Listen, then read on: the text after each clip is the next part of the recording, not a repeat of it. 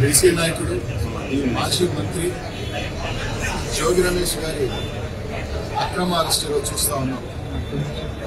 ఈ ప్రభుత్వం వచ్చిన తర్వాత ఏదైనా ఒక భారీ ఇన్సిడెంట్ ప్రభుత్వానికి నష్టం జరిగే ఒక ప్రక్రియ జరిగితే వెంటనే దాని దారి మళ్లించే కార్యక్రమం జరుగుతుంది. ఒక పక్క తుఫాన్ విపత్తు వల్ల రైతులు నష్టపోయారు, రైతాంగాలు నష్టపోయారు. ఇవన్నీ తర్వాత కాశీబుక్ ఇన్సిడెంట్ నిన్న 10 మంది చనిపోతే దాన్ని రూపుమార్చేయడానికి ఈరోజు జోగి రమేష్ గారిని అరెస్ట్ చేశారు. అసలు ఈ కేసుకు సంబంధించిన నిందితులు ఎవరు? మీ పార్టీకి సంబంధించిన పోటీ చేసిన వ్యక్తులు కనీసం వాళ్ళని అరెస్ట్ చేశారు ఈ రోజు దాకా లేదు.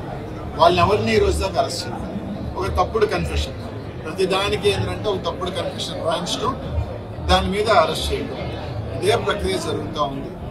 ఈరోజు తప్పకుండా జగన్మోహన్ రెడ్డి గారు ఈరోజు ప్రజల్లో మళ్ళీ వస్తా ఉంటే మేము పొరపాటు జరిగింది, తప్పు జరిగింది, జగన్మోహన్ రెడ్డి గారిని ఈరోజు ఏ విధంగా ఈరోజు మేము ఆయన ఎన్నుకోకుండా ఏ విధంగా నష్టపోయేది ప్రజల్లో ఒక భావన ఉంది. కూటమి ప్రభుత్వం చెప్పిన దొంగ హామీల వల్ల కావచ్చు, లేకపోతే దొంగ ప్రామిసుల వల్ల కావచ్చు, మోసపోయే ఉన్న ఒక భయం ఉంది.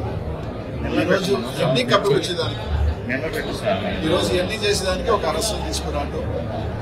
ఈరోజు ఆయన జోగి రమేష్ గారు చెప్తా ఉన్నారు, మీరు సిబిఐ ఏంటి, నా ప్రమేయం ఉంటే అరెస్ట్ చేయడం చెప్తున్నారు. నిజంగా మీకు చిత్తశుద్ధి ఉంటే తప్పకుండా సిబిఐకి ఇవ్వండి.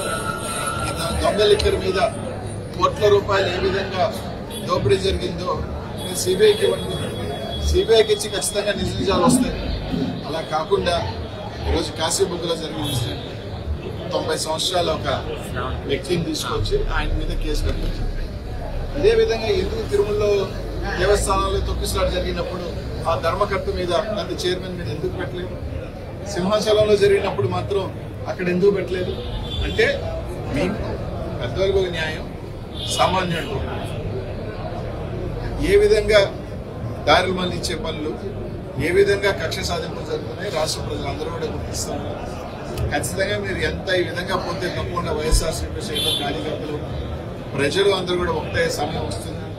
తప్పకుండా టైం అయితే ఉంది 3.5 సంవత్సరం, కానీ ఖచ్చితంగా రానున్న రోజుల్లో ఆ తగిన మూల్యం చెల్లించుకుంటారు. ఎవరు కూడా దీనికి అతిథులేం కాదు. తప్పకుండా మీరు చేసిన పనులన్నీ కూడా తప్పకుండా బంతికి గోడ కొట్టినట్టు వెనక్కి వస్తాయి తప్ప ఏమీ కావాలని చెప్పి తెలియజేస్తారు.